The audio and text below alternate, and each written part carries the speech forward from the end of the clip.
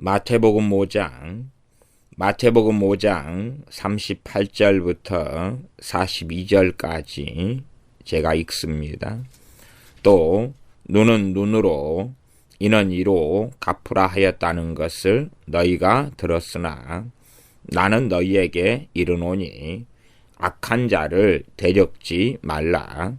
누구든지 내 오른편 뺨을 치거든 왼편도 돌려대며 또 너를 송사하여 속옷을 가지고자 하는 자에게 겉옷까지도 가지게 하며 또 누구든지 너로 억지로 오리를 가게 하거든 그 사람과 심리를 동행하고 내게 구하는 자에게 주며 내게 꾸고자 하는 자에게 거절하지 말라. 아멘. 항상 오랜 세월 동안에 산상수훈 내 말씀은 해석상 상당한 난점을 많이 가지고 있어 왔습니다. 그래서 간략하고 간단하게 산상수훈의 말씀들이 해석되지 않을 수가 있습니다. 어떠한 말씀은 상대적으로 아주 쉽고 어떠한 말씀은 듣는 귀가 둔하면 어떤 말씀인지 5년, 10년, 20년이 지나도 얼마든지 모르게 될 수 있고 오해할 수 있고 곡해할 수가 있습니다. 일단은 마태복음 5장 38절은 또 눈은 눈으로 이는 이로 갚으라 하였다는 것을 너희가 들었으나 이것은 모세오경에 있는 율법의 말씀입니다. 또 다른 옛사람에게 말한 바 하는 33절 같은 말씀, 또 옛사람에게 말한 바 헛맹세를 하지 말고 내 맹세한 것을 주께 지키라 하였다는 것을 너희가 들었으나, 이렇게 구약에 나와 있는 말씀들을 언급하면서 이제 주님께서 거기에 더하여서 어떤 말씀을 하시는 방식이 마태복음 5장 등에 있는 산상수훈의 어떤 메시지가 됩니다.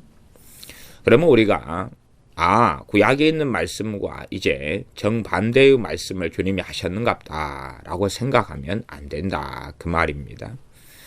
구약에 있는 말씀과 주님께서 다른 말씀을 하신 것이 아니다.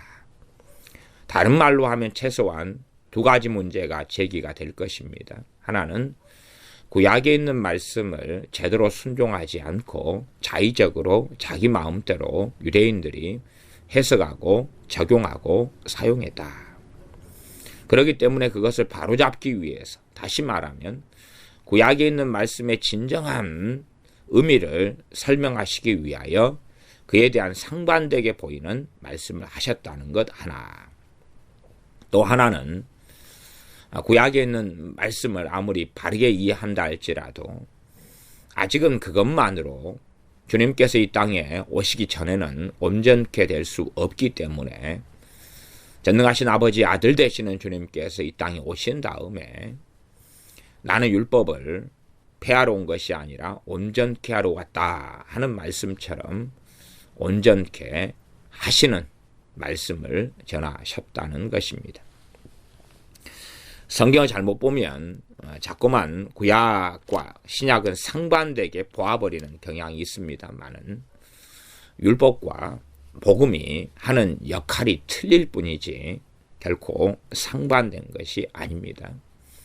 율법도 하나님의 사랑과 공의를 이야기하고 복음도 하나님의 사랑과 공의를 이야기하기 때문에 복음의 요소 안에 죄에 대한 책망, 회개, 심판에 대한 메시지가 복음에 없다면 그것은 바른 복음이 아니고야 맙니다. 온 율법과 선지자의 강령이 하나님 사랑과 이웃 사랑이라고 주님께서 명시적으로 말씀하신 것처럼 율법에서 법만 있고 사랑이 빠지면 그것은 율법에 대한 올바른 이해를 하지 못한 것이고야 맙니다. 그래서 일단은 전제로는 5장 17절부터 19절까지로 돌아가는데, 주님께서는 진실로 너희에게 이르노니 천지가 없어지기 전에는 율법의 1.1획이라도 반드시 없어지지 아니하고 다 이루리라. 그러므로 누구든지 이 계명 중에 지극히 작은 것 하나라도 버리고 또 그같이 사람을 가르치는 자는 천국에서 지극히 작다 일컬음을 받을 것이요. 이 계명 중에 하나라도 버리면 안 된다고 말씀하지요. 그러니 신약에 와서 어떠한 말씀들이 구약의 어떠한 말씀들을 버리거나 폐하게끔 보인다면 그 해석을 굉장히 유의해야 한다는 것을 우리가 알 수가 있습니다. 구약의 의식법이나 음식법, 이런 제사법 같은 것은 주님 안에 이제는 성취되었기 때문에 폐하여진 양상을 가집니다마는, 그러나 다른 대부분의 율법들은 그렇지 않다는 사실입니다. 자, 그러면 본문으로 돌아가서 이 옛사람에게 일렀는데, 눈은 눈으로 이는 이로 갚으라 하였다는 것을 너희가 들었으나 눈은 눈으로 이는 이로 갚는다. 그것은 이스라엘 백성들의 삶 속에서 지켜져야 될 법의 근간이 되는 것이었습니다. 유대인 사회에서 이스라엘 백성들이 사람과 관계를 짓고 맺고 살아가는데 있는 근간이 되는 것이었습니다. 어떤 사람이 내게 이 눈을 실명시키는 피해를 입혔다. 그러면 그 사람을 처벌하고 다룰 때에 눈 정도까지만 할 수 있다는 것입니다. 그 이상을 넘어가면 안 된다는 것이지요. 극단적으로 이야기해서 어떤 사람이 내 이빨을 부러뜨렸는데 그 이빨이 앞니가 하나 가운데께 부러졌다.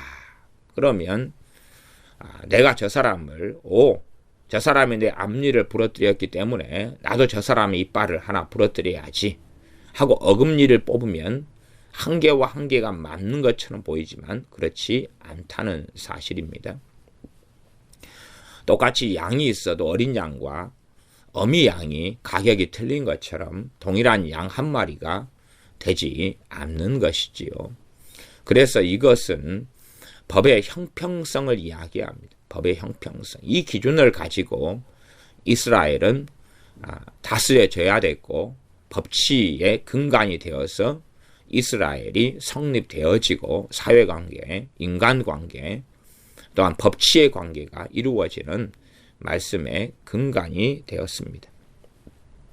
그러나 문제가 되는 것은 이 유대인들, 또 나아가 바리새인 서기관들, 대제사장들은 눈은 눈으로 이는 이로 갚으라 하는 것이 어떻게 실행되어야 하냐면 이것은 개인적으로 실행되는 것이 아니라 국가적으로 시행될 국가의 법률의 근간이 되는 조항이다 한 것을 무시하고 인정하지 않았다는 것입니다. 왜 이것을 무시하고 인정하지 않았느냐 하면 당시에 유대 사회는 자유로운 독립국가가 아니라 로마의 식민지였기 때문에 그렇습니다.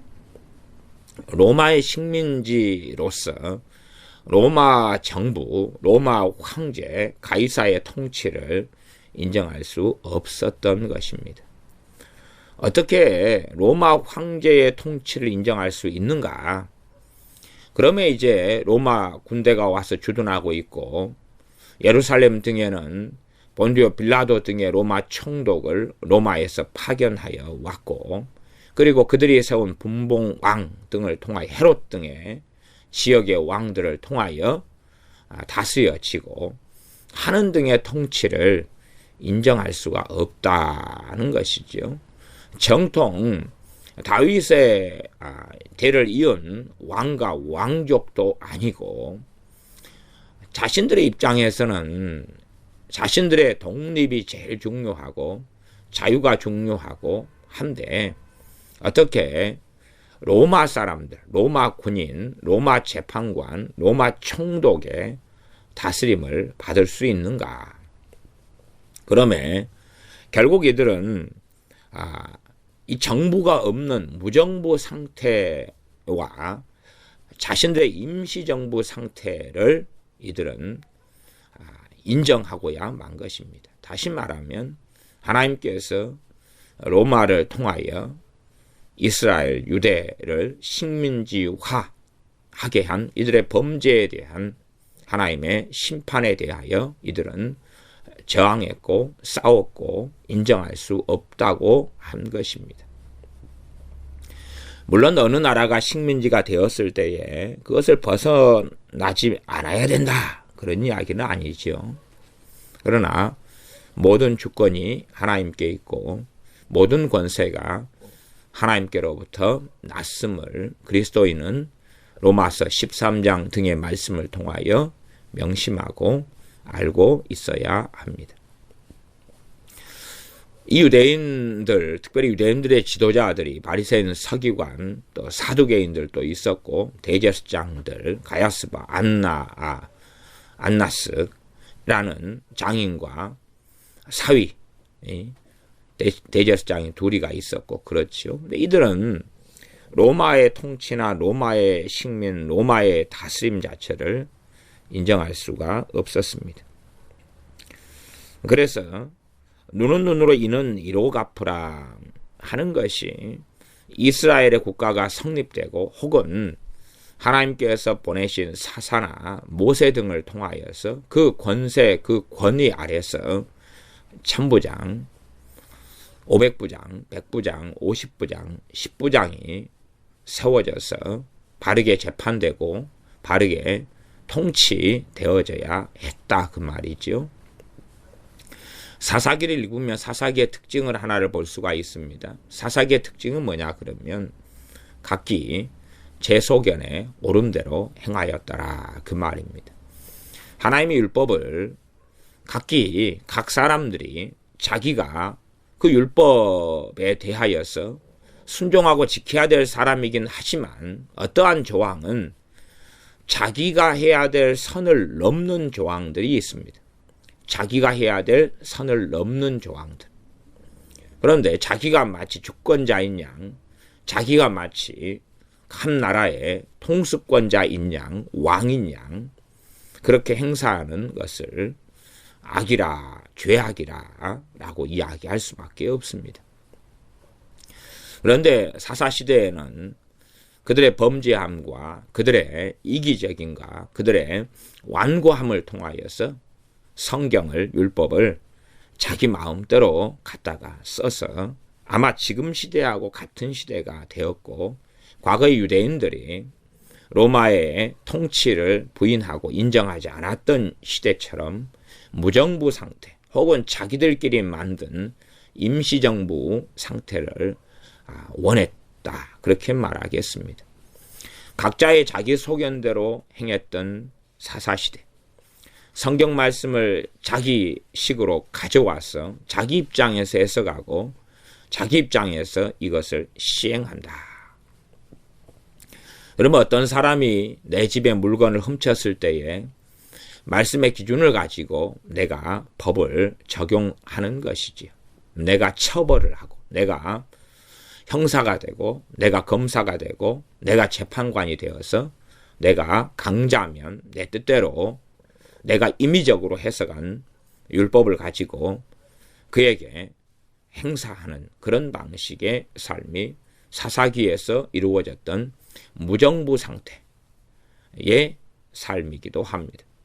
마찬가지로 이는 이로 눈은 눈으로 하는 말씀이 있으면 이 말씀을 행사할 권한은 유감스럽게 이제는 유대인들에게 있는 것이 아니라 로마 정부 또 로마 황제 가이사의 법에 따라서 이러한 말씀이 유동성이 생겨날 수밖에 없습니다.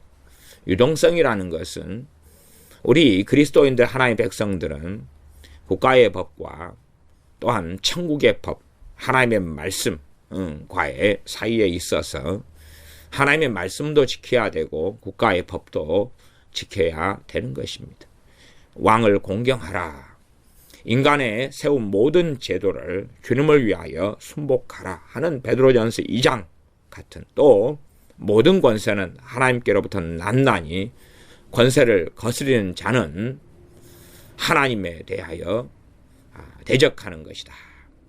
그러면 하나님의 심판을 자취하리라 하는 로마서 13장의 명백한 말씀을 듣게 됩니다. 첫째는 이란 5장 38절이 눈은 눈으로 이는 이로 갚으라 하였다는 것을 너희가 들었으나, 그러면 이 주님의 말씀을 들으러 나온 이 유대 백성들이 이 말씀을 가지고 들어왔지요. 누구에게서? 가르침과 해석과 설명과 소위 설교를 들어왔겠습니까? 바리새인 같은 사람들에게 들어왔다, 그 말입니다. 바리새인들은 하나님의 말씀에 따라서 로마 정부의 다스림과 통치를 인정하기는커녕 오히려 부정하면서 그 유대 사회를 무정부 상태, 폭동의 상태로 가지고 가려고 했습니다. 그렇기 때문에 과연 어떤 지도자를 세워서 반기를 들고 폭도로 유대인들을 만들고 저항하고 싸울 것인가? 그것을 고심할 수밖에 없는 것이고, 그러한 열심 당원들이 유대 사회에는 많이 있을 수밖에 없습니다. 38절에 눈은 눈으로 이는 이로 갚으라 하였다는 것을 너희가 들었으나, 이에 대해서 바리새인 서기관들은 유대인들에게 하나님께서 본래 말씀하신 취지, 이유와는 다르게 상반된 가르침을 했다는 것을 알 수가 있습니다. 구약에 있는 율법에 대해서 주님께서 이제 이 계명을 폐하고 이 계명을 대신할 새로운 계명을 내가 너희에게 주겠다 하신 것이 아니라는 것은 이미 5장 17, 18, 19절에서 전제로서 우리가 확인할 수 있었습니다.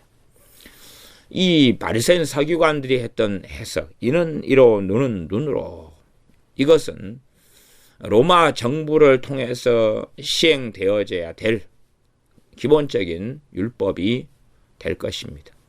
이 근거 속에서 법의 형평성 가운데 법치가 이루어져 가는 것이지요.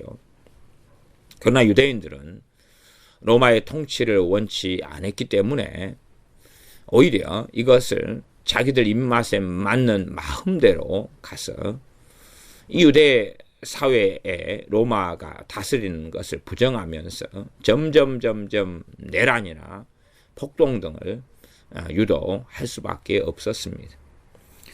그러면 잘 여러분들이 보시면 여기에 해당되는 대상들이 누군가 하는 것을 살펴볼 수가 있습니다. 39절은 나는 너희에게 이르노니 악한 자를 대적지 말라. 누구든지 내 오른편 뺨을 치거든 왼편도 돌려대며 악한 자를 대적지 말라. 이 악한 자가 도대체 누구일까? 단지 대인관계 속에서 악한 자일까? 다시 말하면 우리 집에 살인범이 들어왔는데, 혹은 강도가 들어왔는데 내 가족을, 내 자녀를 지키기 위하여 그와 대적하는 것은 잘못일까? 혹은 북한 공산당이 적화 통일을 위해서 쳐들어왔는데 내 가족과 자녀를 지키기 위해서 총은 드는 것이 잘못일까? 그것을 이야기하고 있는 것이 아니라는 사실입니다. 여기서 악한 자는 일반적으로 누구를 이야기하냐 그러면 로마의 통치자들을 이야기합니다. 로마 군인들이나 로마의 통치자들을 이야기합니다. 그 사람들은 권세와 권력을 가지고 있기 때문에 자기 마음대로 식민지인, 또한 식민 지배를 하고 있는 이 유대인들을 학대하고 억압하고 지배하고 조종하고 그렇게 한다는 사실이죠.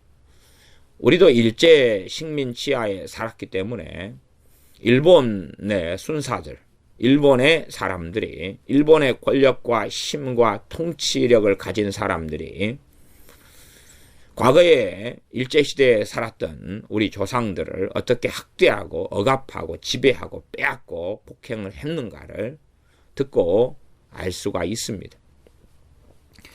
그러한 자들에 대하여서 대적지 말으라고 말씀하고 있는 것입니다. 그러지 주님께서 재판정에 서셨을 때에 주님의 뺨을 때리는 하속에게 주님께서 저항하셨고 그가 자신을 때리지 못하게 하셨습니다. 내가 맞을 일이 있으면 나를 때리지만 내가 무슨 맞을 일을 하였는가 하고 주님께서 그를 제재하신 것을 알 수가 있습니다. 그러면 이 약한 자라는 표현이 그냥 일반적으로 하는 살인마, 강도, 사기꾼은 얼마나 악한 자입니까? 내게 사기꾼이 다가오면 내 재산을 빼앗아 훔치려고, 속이려고, 거짓하려고 그렇게 다가옵니다. 그러면 대항치 말라, 대적지 말라 그러면 원하는 대로 다 빼앗겨야 되는가? 그런 이야기가 아니라는 사실이죠. 그래서 이 약한 자를 잘못 해석하게 되면 끔찍한 참사가 일어나게 되어집니다.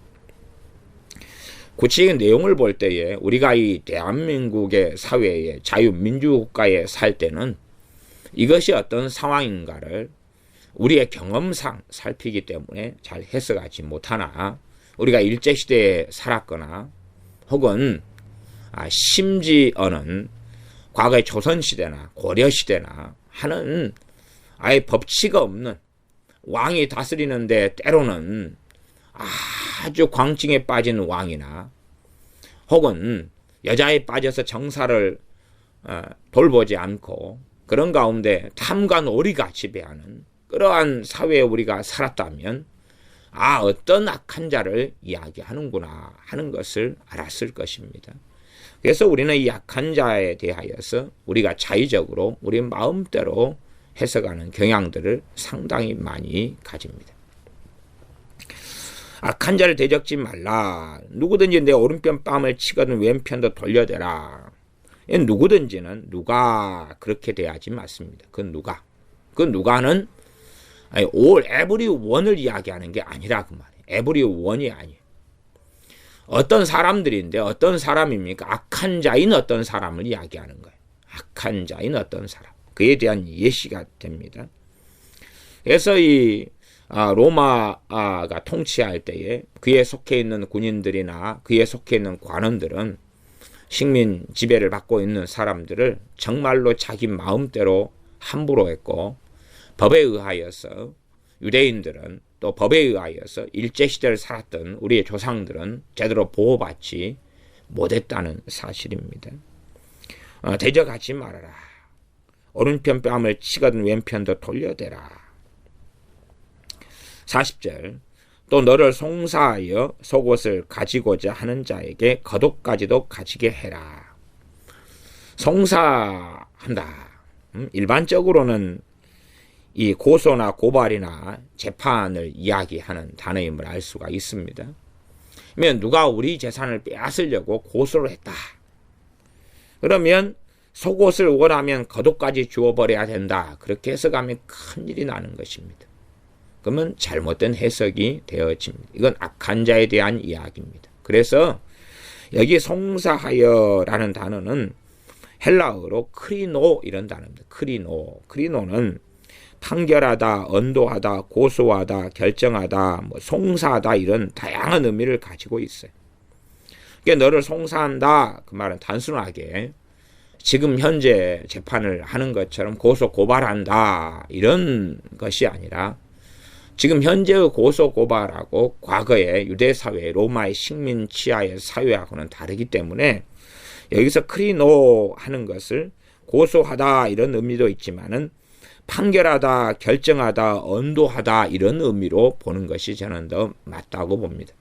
이게 송사하여 그렇게 하는 이 송사란 단어는 여러 가지 의미를 함께 포함되는 단어니 특별히 개역 성경의 단어를 변화시키지는 않아도 그 다양한 의미 가운데 이해는 가능한 단어가 되겠습니다. 누가 이 어떤 권세자가 권력자가 판결을 해서 언도를 해서 내 속옷을 빼앗고자 한다는 것입니다. 그렇게 할 때에 겉옷까지도 그가 원하면 속옷만이 아니라 겉옷까지도 원한다면 주어야 한다는 이야기지요. 41절 또 누구든지 너로 억지로 오리를 가게 하거든 그 사람과 심리를 동행해라. 과거의 로마 사람들, 로마 군인들은 특별히 어떠한 물건을 이동하고 옮길 때에 사람에 대한 징발권이 있었습니다. 이 징발권을 통해서 사람들을 이용하는데 특별히 식민 지배를 받는 사람들을 지정하고 지목해서 기본적으로 한 5리 정도씩을 이동하게 했습니다. 5리 정도씩. 이 지점에서 A라는 지점에서 B 지점까지 임의로 사람을 뽑아내서 자기가 원하는 물품을 나르게 하고 B 지점에 도착하면 그 사람을 풀어주고 또다시 임의로 다른 사람을 징발해서 B 지점에서 C 지점으로 오리를 이동하게 하는 방법을 썼습니다.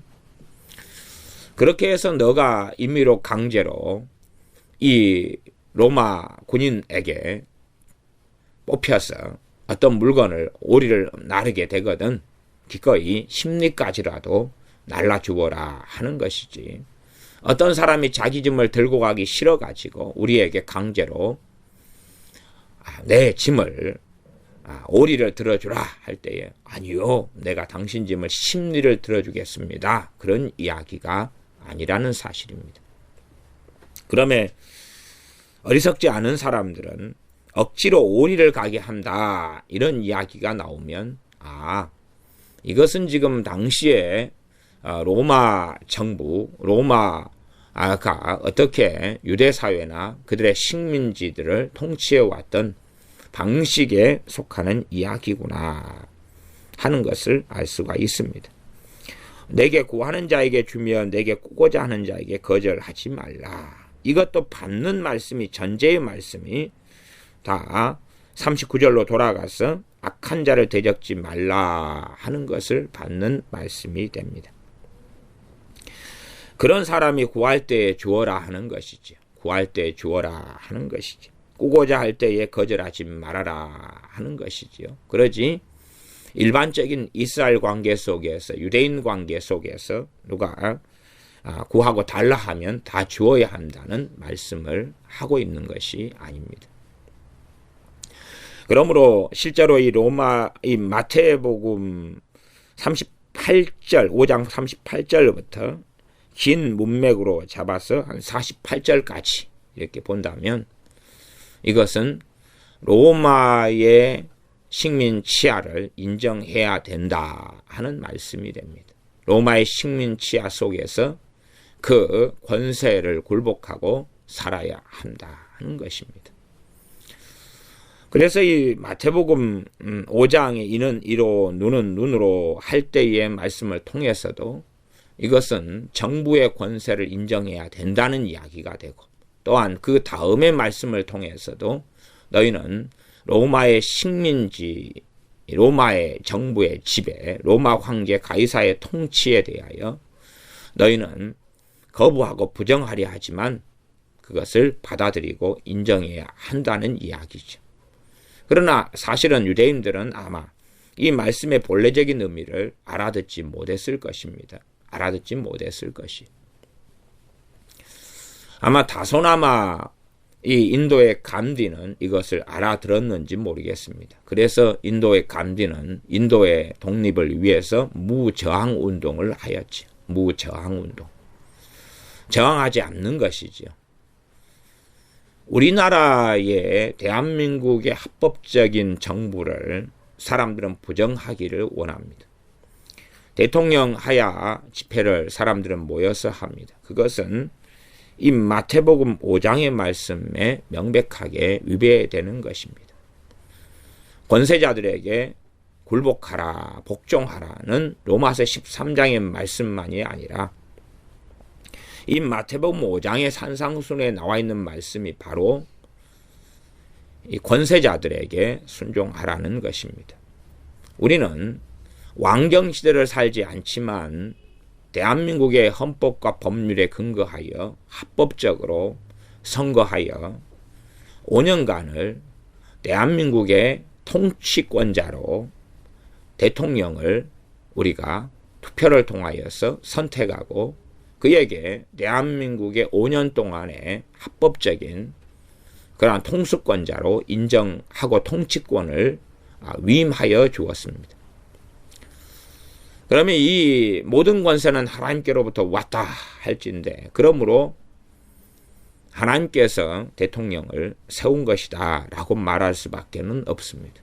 우리가 투표를 통하여 대통령을 세웠으나 그럼에도 또한 하나님께서 대통령을 세운 것입니다.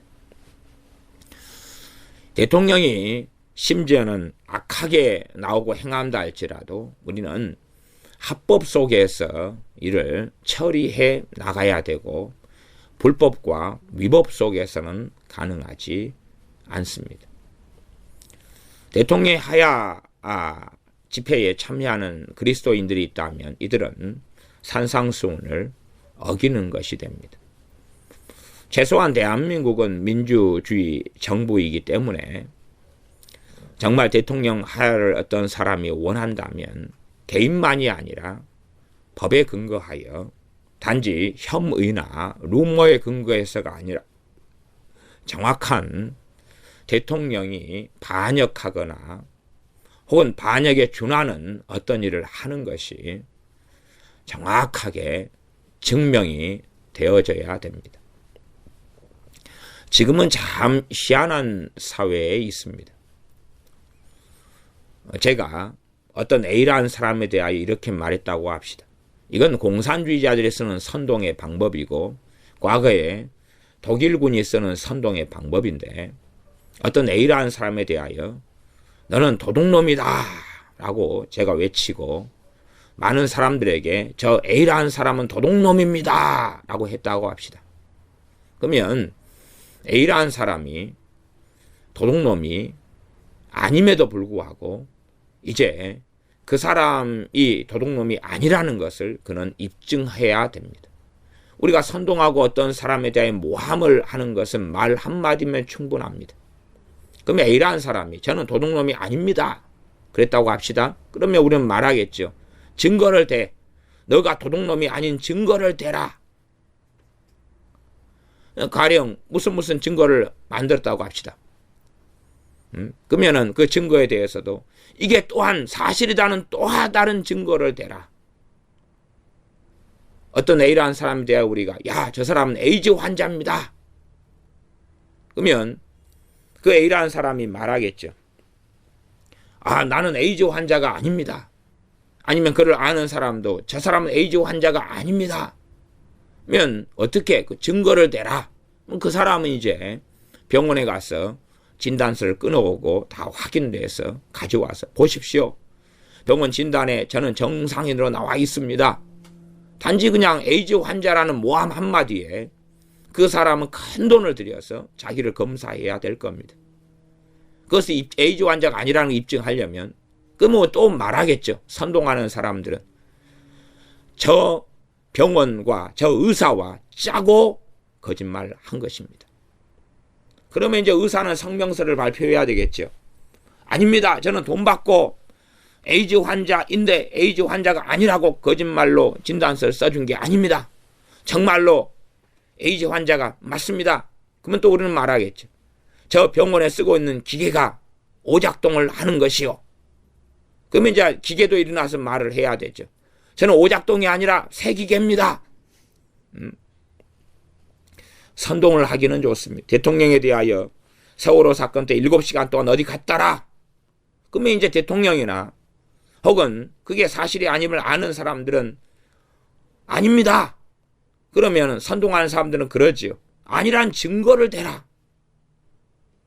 이건 정말로 억울하고 억울한 일입니다. 이런 식으로 끊임없이 대통령을 모함하고 억울하게 만드는 사람들이 너무나 많습니다. 그리고 이제 말 한마디로 모함하는 건 너무나 쉬운데 언론을 통하여 방송을 통하여 그러나 이것을 입증하는 것은 말 한마디가 아니라 A4 10장 100장이 들어갑니다. 그 이상의 수고와 노력이 들어가죠. 그러나 그럼에도 또 한마디면 되는 것입니다. 저건 거짓말이다. 거짓말이 아니란 증거를 대라. 그러면 되는 것이죠. 그러면 얼마나 많은 그리스도인들이 이 로마의 통치라 할지라도 주님께서는 이 로마의 통치를 받아들이라고 말씀하신 것이. 왜 이스라엘 백성들은 예레미야를 죽였는가? 예레미야 선지자는 바벨론의 통치를 유대인들이 받아들여야 한다. 남유다 왕복은 바벨론의 통치를 받아들여야 한다. 그들에게 항복해야 한다고 설교했습니다. 하나님 말씀을 전했습니다. 그러나 이 남유다 유대인들은 그것을 인정할 수가 없어서 예레미야 선지자를 매국노로 만들고야 말았습니다. 결국 그를 죽이게 되는 데까지 이르렀습니다. 그런 것처럼 정말 많은 사람들이 대한민국의 정부나 대통령의 권세를 인정하지 않는 어리석은 사람들이 많습니다. 그것이 권세를 거스르는 자는 하나님의 심판을 자취하리라 하는 하나님의 말씀을 기억하지 않습니다. 정말로 대통령의 임기 5년은 보장되어야 되고 심지어는 법에서 저촉되는 심각한 탄핵 사유가 아닌 한은 대통령 임기는 5년은 보장돼야 되고 때로 어떤 사람이 심각한 탄핵의 사유라고 주장한다면 그것은 정확하게 조사되어서 증거와 증명이 다 되어야 되는 것이지 언론의 선동에 넘어가서 촛불을 들고 청와대 앞에 모이고 광화문에 모여서 집회하는 방식이 되어서는 안 된다는 것입니다. 그 자리에 그리스도인들이 포함되어 있다면 그들은 하나님의 심판을 반드시 자취하게 될 것입니다. 마태복음 5장은 지금의 대통령만이 아니라 악한 자를 이야기합니다. 악한 자의 대표적인 것은 로마 황제 네로 같은 사람입니다. 네로 같은 사람. 로마의 황제. 그래서 유대인들이 하나님을 섬기는 것을 인정하지 않는다. 과거에 다니엘 선지자나 혹은 다른 많은 바벨론 포로기나 그럴 때에 바벨론의 왕들이죠. 느부갓네살 왕 같은 사람도 포함될 것입니다. 그런 자는 우상숭배를 강요하고 우상숭배하지 않는 자들을 죽이고 그렇게 하였지요. 그런 자들이 악한 자들이죠. 벨사살 같은 자도 마찬가지. 그런 자들이 악한 자들이고 헤로드 왕 같은 자들이 악한 자들이죠. 그러나 그 악한 자들에 대하여서 촛불 시위를 하고 반역을 꾀하고 싸움을 일으키고 분란을 일으켜서 그들의 왕위를 폐하고자 한다면 나라의 근간은 심각하게 훼손되고 그리고 내란과 전쟁과 피는 끊임없이 흘러야 되었을 겁니다. 그러한 자들에 대하여서 이 악한 자들에 대하여 통치를 인정해야 됩니다. 왜요? 모든 권세는 하나님께로부터 나지 않음이 없으니까. 그것이 그리스도인들이 알아야 될 어려운 성경상의 난점이 됩니다. 그런 정말로 어떤 악한 왕, 악한 황제, 심지어 악하다고 생각하는 대통령이 있으면 그를 어떻게 폐할 수 있는가? 그것은 첫째는 합법적인 권세를 가진 사람들을 통해서입니다. 합법적인 권세를 가진 사람들을 통해서. 두 번째는 하나님에 의하여입니다. 하나님에 의하여. 그러하지 촛불 시위에서 시위를 통하여 강제로 대통령을 하야시킨다 하는 것은 말이 되지 않습니다. 지금의 국회는 악한 자들로 가득합니다. 국회의원들은 대통령을 탄핵할 권세를 가지고 있습니다. 물론 자신들의 주장, 대통령이 우리 입맛에 안 맞으니까 대통령을 내 마음대로 주장할 수 없으니까 대통령이 내가 시키는 대로 하지 않으니까 쫓아낸다 하는 것은 말이 되지 않지요. 법에 근거하여 탄핵할 수 있는 권세를 국회의원들에게 국민은 주었습니다. 그러면 정말로 대통령이 심각한 법에 저촉되는 잘못을 했다면 국회의원들은 국회의사당에 모여야 됩니다. 국회의사당에 모여야 되고 대통령이 정말로 실제로 잘못한 증거들을 찾아내야 되고 밝혀내야 됩니다. 가령 우리 어린아이가 옆에 있는 슈퍼마켓에 가서 100원짜리 사탕 하나를 훔쳐왔다. 그에 대한 것으로 그 아이에게 사형을 언도한다면 그것은 잘못된 법이라 말할 수밖에 없습니다. 대통령은 최순실 게이트를 통하여 검찰은 최소한은 인정할 수밖에 없었던 것은 이론도 받지 않았다는 것입니다. 이론도 받지 않았다.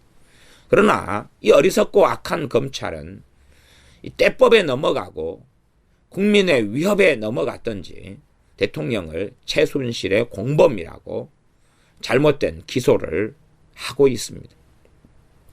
명백하게 법에 어긋나는 많은 것들을 검찰은 지금 요구하고 있습니다. 물론 어리석은 국민들은 그것이 대한민국 헌법과 법률에 어긋난다는 생각 자체를 하지 않겠죠. 과거의 왕이라면, 네로 같은 황제라면 그 사람을 폐할 수 있는 권세를 누가 가지고 있는가? 당연하게 일반 국민은 없습니다. 일반 국민이 그 네로 황제를 폐하려면 그들은 하나님께 엎드리는 수밖에는 없습니다. 최소한 로마 제국에 원로원이 있다. 그러면 그 원로원은 그들이 가진 권세를 가지고 어느 정도까지는 황제를 폐하거나 할 얼마간의 권세가 있을 것입니다. 그러면 합법에 의하서라면 로마의 원로원을 통해서, 그러나 원로원까지도 변질되고 잘못되었다면 어떻게 할 것인가? 오직 하나님 외에는 답이 없다는 사실입니다. 그러나 어리석은 백성들은 사람들을 선동합니다. 하나님에 의해서가 아니라 자신의 정의에 의해서. 우리나라는 자유민주주의 국가 대한민국이기 때문에 대통령을 하야시키기 위해서는 두 가지 방법이 다 가능합니다.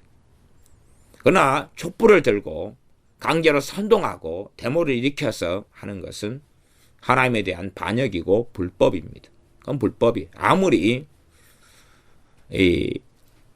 서울시장인 박원순이나 서울시가 광화문 집회를 허락해줬다 할지라도, 그래서 법률상으로 합법이라 할지라도 하나님의 말씀에서는 불법이다, 그 말입니다. 하나님 말씀에서는. 세상 사람들이 선동되어지고 어떠한 특별한 세력들이 대한민국을 무정부 상태로 끌고 가려고 대통령을 강제로 언론 조작과 선동을 통해서 하야시키려고 하고 그들이 모이는 것도 하나님에 대한 반역이지만 그들은 그리스도인들이 아니기 때문에 성경에 하나님 말씀을 통하여서 그들은 귀를 닫고 하나님 말씀을 듣지 않을 거기 때문에. 그렇지만 최소한은 천국의 시민이고 하나님의 백성인 사람들은 두 가지 법 속에 살고 있다는 것을 알고 있어야 됩니다. 첫째는 하나님의 법, 두 번째는 세상의 법, 두 가지를 다 지켜야 한다는 사실이죠. 왜냐하면 전능하신 하나님께서 인간 세상에 세워진 제도를 법을 순복하라 라고 명령하고 계시기 때문에 그렇습니다. 그러한 세상의 법이 하나님 말씀과 정면으로 대치된다면 이제는 대치되는 일들은 성경의 사례를 통해 우리가 압니다. 알아요. 일반적으로는 우상숭배에 대한 것입니다. 우상숭배. 북한의 지하교인들의 신앙은 사실은 하나님의 은혜로 유지되는 것이지 대단하지 않습니다. 대단하다고 말하는 사람들은 북한에 가서 신앙생활을 하면 되는 것입니다. 그들은 끊임없이 북한에 있는 사람들은 우상숭배 속에 김일성 우상 앞에 절하고 그렇게 살아가야 됩니다. 그게 그들의 삶이에요. 그런데 어떻게 그들의 양심을 제대로 지키고 삽니까? 사드락 메삭 아벳느고는 우상숭배하지 않으려고 그들은 불못불에 던져졌습니다. 죽는 걸 선택했죠. 하나님 의지하고 용광로 속에 들어가는 것을 선택했습니다. 그리고 그들은 들어갔지요. 그러나 북한의 지하교인들은, 잡혀서 강제 수용소에 들어간 사람들은 어떻게 하지 못한다 할지라도 잡히지 않은 지하교인들은 지금도 우상숭배는 계속하고 있습니다. 그 가운데 숨어 있을 뿐이지요. 김일성, 김정일 우상 앞에 절하고 엎드려 경배할 뿐이지요. 그리고 믿음을 감추고 숨어 있는 것입니다.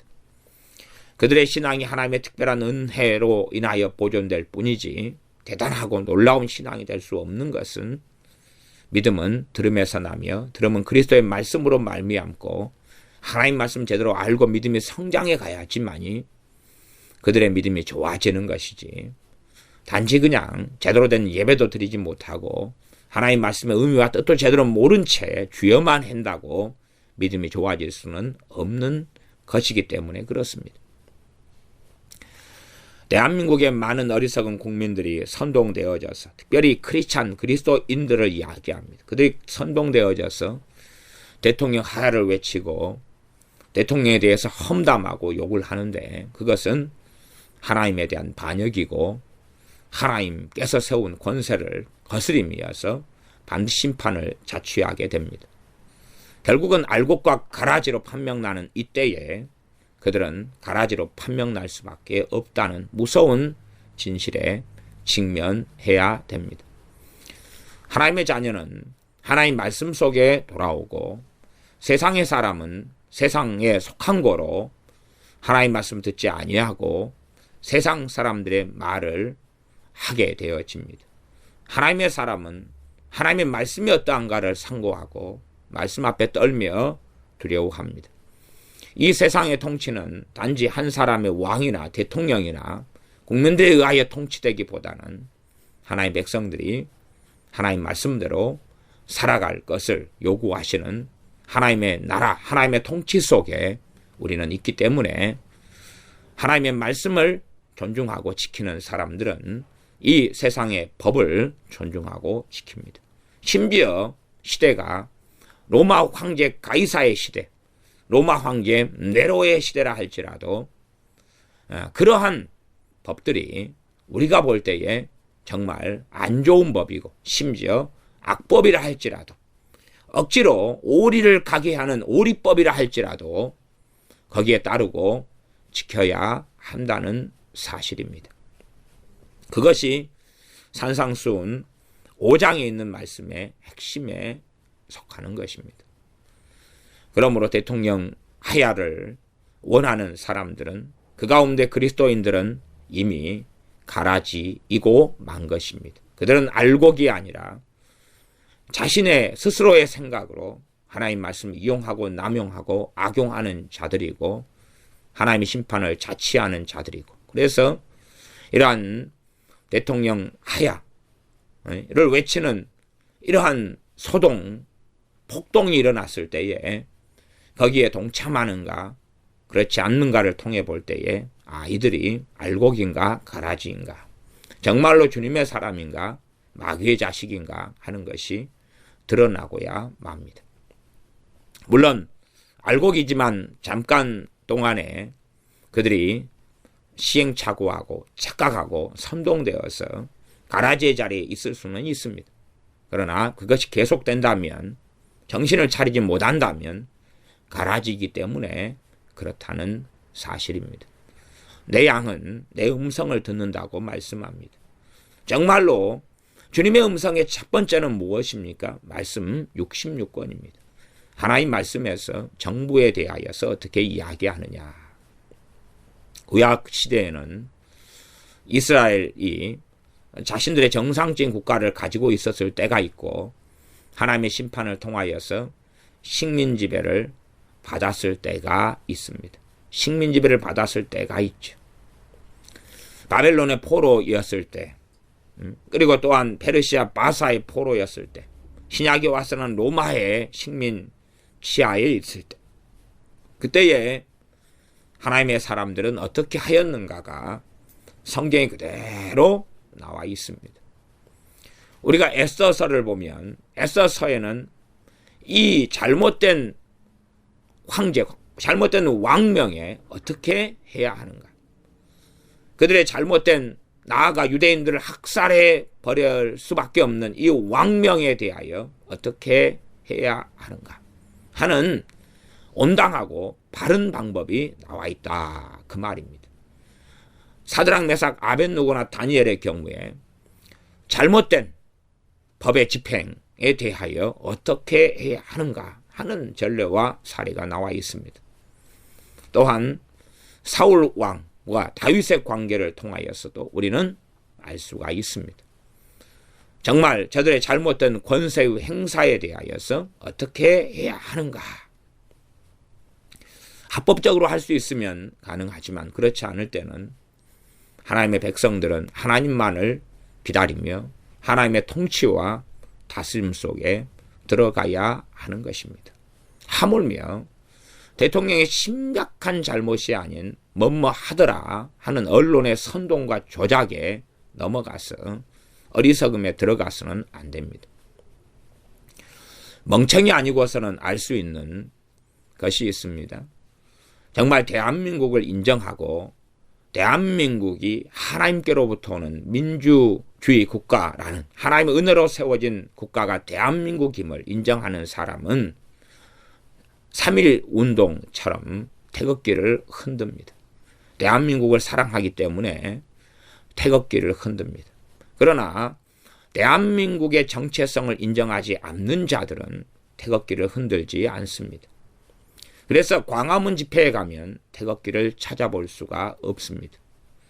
대통령 하야를 반대하는 서울역 집회에 가보셨으면 아시는데 거기에는 태극기의 물결이 한량없이 있습니다. 저는 대통령 하야를 반대하는 서울역 하야 반대 집회에 갔는데 가서 태극기를 가진 사람들이 정말로 부러웠습니다. 왜냐하면 미처 거기서 도착하고 나서야 나도 태극기를 하나 장만해 올 텐데 하는 마음이 들었기 때문이죠. 근데 어찌어찌해서 태극기를 좀 많이 가지고 있는 분에게 가서 태극기를 얻을 수가 있었습니다. 태극기를 이 집회를 여러 단체들이 대통령 하야 반대 집회를 서울역에서 주관했는데 태극기를 좀 집회에서 만든 거냐고, 주최 측에서 만든 거냐고 이야기했을 때에 아닙니다. 개인이 만들어 온 겁니다. 개인이 우리 몇백 개, 500개 만들어 왔어요. 우리가 2,000개 만들어 왔어요. 개인이 만들어 왔기 때문에 많이 나눠줄 수는 없어요. 그리고 500개, 50개, 100개를 얻어와서 서울역 앞에서 태극기를 안 가진 사람들이 나눠주기도 하고 또 가지기도 했습니다. 태극기가 왜 그렇게 많은가 봤더니 다 대부분 개인이 다 자기 자비량을 들여서 만들어 온 거예요. 그래서 어느 분은 굉장히 고급스러운 태극기를 만들어 왔길래 심지어는 제가 가격까지 물어봤어요. 그거 얼마 주고 그거 만들어 왔습니까? 가격은 밝히지 않더군요. 돈을 많이 줬습니다. 많이 드렸습니다. 정말로 나라를 사랑하고 하는 애국 시민들은 태극기를 흔듭니다.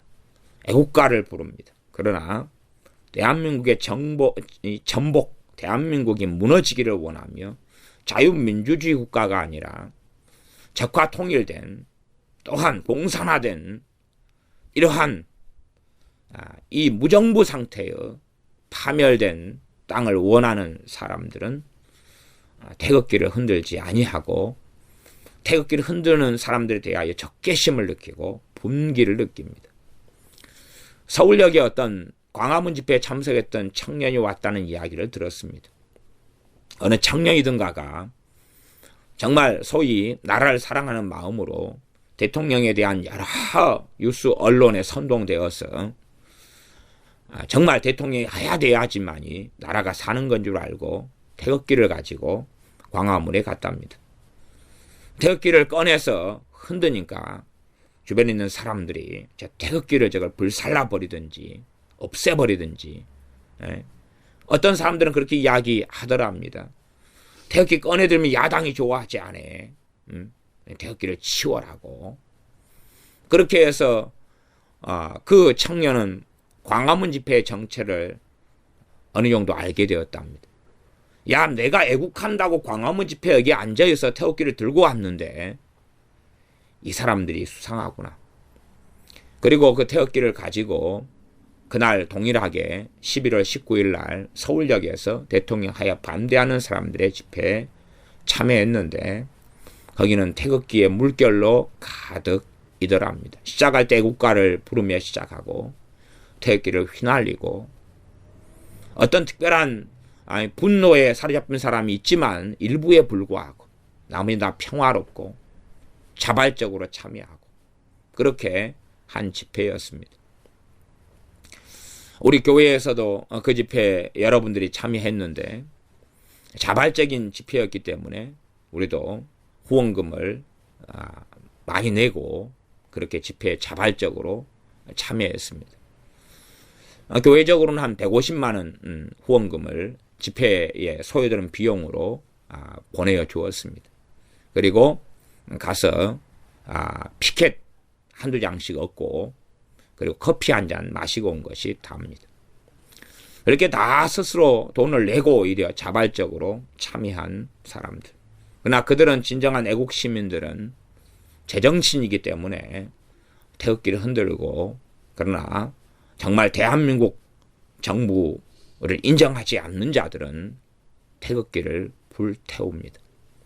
미국의 지난번 선거도 그러하였지요. 미국의 지난번 선거도 정말로 미국을 사랑하는 사람들은 미국 국기, 성교기를 흔들었고 미국이 파괴되고 무너지기를 원하는 사람들은 성교기를 불태웠고 짓밟았습니다. 대한민국을 사랑하는 사람들은 태극기를 들고 휘날리고 3.1절처럼 올림픽 때처럼 한일전 축구 경기 때처럼 혹은 월드컵 경기처럼 태극기를 휘날리죠.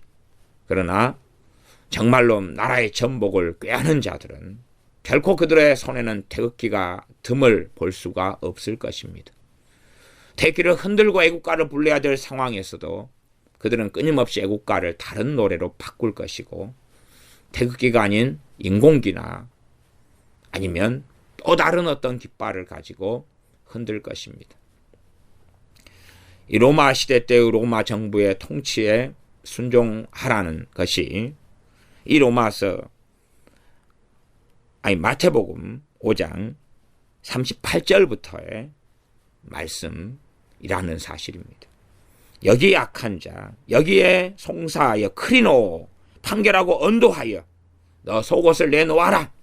다시 말하면 세금으로 우리가 볼 때에는 한 10,000원이면 합당할 것 같은데 이 강제적인 악한 정부, 악한 자들이기 때문에 100만원을 내놓아라. 그러면 내놓아야 한다는 사실이죠. 그 말씀을 하고 계셨던 것입니다. 그러면 사실은 제대로 이들이 못 알아들었긴 망정이지 주님께서 하신 산상수훈의 진실한 내용을 유대인들이 알아들었다면 돌을 들어서 주님을 쳐서 죽였을 것입니다. 그렇기 때문에 산상수훈이 자세하게 주님께서 더 깊이 말씀하지 않고 지나가고 있는 것을 아셔야 됩니다. 누가복음에서는 이 말씀이 한 번 더 반복이 되어지는데 그것이 누가복음 6장이지요. 6장 27절부터 몇 절만 읽고 말씀을 마감하겠습니다. 그러나 너희 듣는 자에게 내가 이르노니 너희 원수를 사랑하며 너희를 미워하는 자를 선대하며. 이 유대인들의 원수는 누구였겠습니까? 여기 원수는요, 개인적인 원수를 이야기하는 것이 아닙니다. 개인적인 어떤 원수를 이야기하는 게 아니에요. 물론 적용할 때에 개인 원수까지 적용할 수 있습니다만은 그러려면 상당히 조심해야 됩니다. 상당히 주의해야 돼요. 우리가 일제 식민 지하에 산다고 합시다. 그러면 우리의 원수, 그러면 누구를 바로 떠올립니까? 일본 사람들이죠. 일본 사람. 그런 것처럼 그러지 지금 현재 우리나라가 북한과 대치하고 있는 상태에서 원수, 그러면 북한 이렇게 말할 수 있지만 여기서 말씀하는 의미에서의 원수하고는 북한은 다르게 됩니다. 지금 휴전 상태이기 때문에 주적의 개념으로서 북한은 맞아요. 북한을 주적, 적과 통일을 원하는 우리가 싸워야 될 대상으로 보는 사람들은 온전한 정신을 가진 사람들이고, 북한이 원수가 아니라 동포고 형제고 가족으로 보는 사람들은 온전한 정신을 가지지 않은 사람들입니다.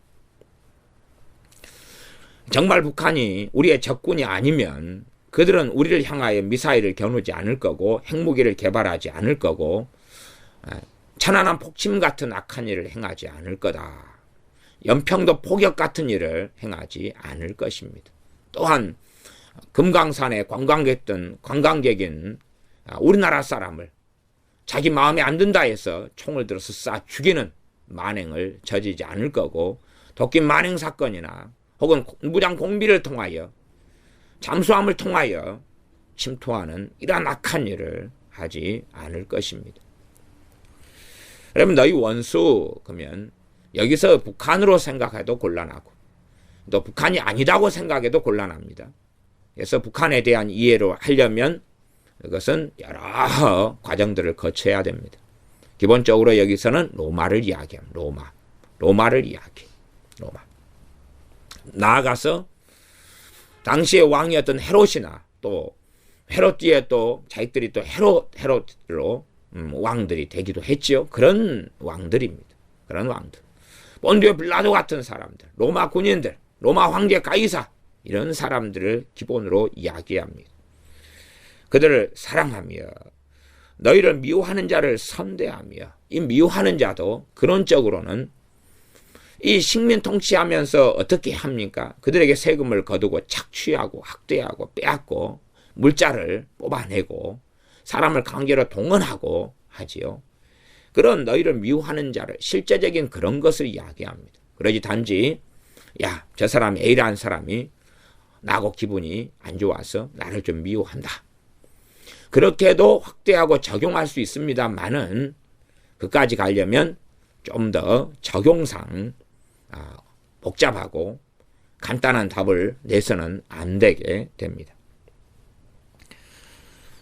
그러면서 누가복음 6장 29절에는 내 입밤을 치는 자에게 젖밤도 돌려대며 내 겉옷을 빼앗는 자에게 속옷도 금하지 말라. 무릇 내게 구하는 자에게 주며 너 것을 가져가는 자에게 다시 달라지 말며.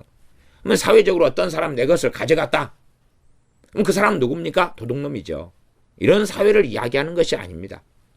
어떤 사람 내 것을 가져갔으면 도로 달라지 말아야 되는 게 아니죠. 도둑이야 해야 되는 것이죠. 그러지 않습니까? 그러면 가져가는 것이 단지 물건이 아니라 내 자식이면 어떻게 할 거예요? 내 자식을 인신매매해서 빼앗아가면 어떻게 할 거예요? 그럼 다시 달라지 말아야 될까요? 내 통장을 가져가면, 내 인감도장을 가져가고, 내 집에 있는 귀금속을 가져가고, 내 집에 있는 중요한 물건을 가져가면 다시 달라지 말아야 될까요? 그렇게 성경 읽는 사람들은 정신적으로 상당히 문제가 있는 사람들입니다. 이건 너 것을 가져가는 자는 누구겠습니까? 그걸 강제로 집행할 권세를 가진 자를 이야기합니다. 그런 자들, 과거로 하면 로마에 속한 사람들, 로마의 권세자들이 이들이 강제로 가져가는 거죠. 이 일제 식민 치하에서는 일본의 앞잡이나 혹은 일본 사람들이죠. 그들이 강제로 징발하고 가져가는 거죠. 전쟁을 하기 위해서 숟가락과 젓가락을 빼앗아가고 강제로 가져가는 거죠.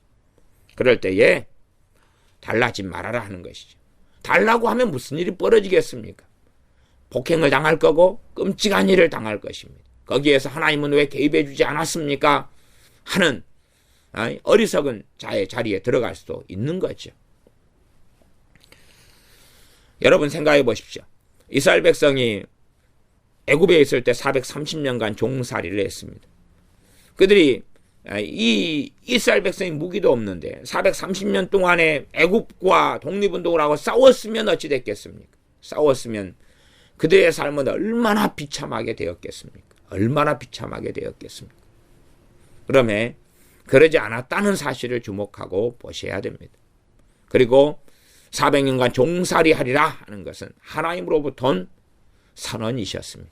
아브라함의 제사를 통하여서 하나님께서 아브라함의 자손인 이스라엘에 대하여 400년간 애굽의 종살이를 선고하셨습니다. 근데 그들이 30년 지난 다음에 도저히 못 있겠다 라고 그들은 싸우고 저항했다면 오히려 남은 370년의 기간 동안은 훨씬 더 지옥같이 변했을 것입니다. 그들은 애굽의 통치와 다스림에 순종하고 복종했어야 하는 것입니다. 하물며 우리 손으로 5년간 통치권을 맡긴 대통령에 대하여서 이 악한 권세자, 악한 정부의 통치와 지배도 받아야 하건만 하물며 정상적인 합법적인 대통령에 대하여 하야를 주장하는 사람들은 누구란 말입니까? 얼마나 얼토당토 않은 세계 속에 그들이 빠져 들어가 있는지는 명백히 인식하고 알아야 됩니다. 태극기를 흔드십시오. 애국가를 부르십시오. 그리고 정말로 하나님 말씀 앞에 서십시오. 그렇지 않으면 이러한 전국이 혼란스러운 대한민국 위기 속에서 많은 그리스도인들은 마귀의 앞잡이가 될 것이고 많은 그리스도인들은 가라지가 되어서 주님의 준엄한 심판을 피할 수 없을 것입니다. 기도하겠습니다. 아버지 하나님, 로마의 식민 치하 속에 있었던 유대인들, 또 이들을 이는 이로 눈은 눈으로 갚으라 하는 것을 율법을 가리키는 율법에 선생된 자리에 있었던 바리새인들, 서기관들은 하나님 말씀을 잘못 가리켜서 로마의 식민 치하는 인정할 수 없다. 그러니 사회의 법을, 국가의 법을 우리가 대신하자 하고 자의적으로 해석하며 자기 속에는 옳은 대로 행하는 무법 상태, 무정부 상태로 끌고 가려 했으나 주님께서는 오히려 로마의 통치에 순종해야 한다고 말씀하셨는데 듣는 귀가 없어서 어떤 내용인지 알지 못한 채 어리석어져 버린 유대인들처럼 지금의 많은 하나님의 백성이라 주장하는 많은 사람들이 오히려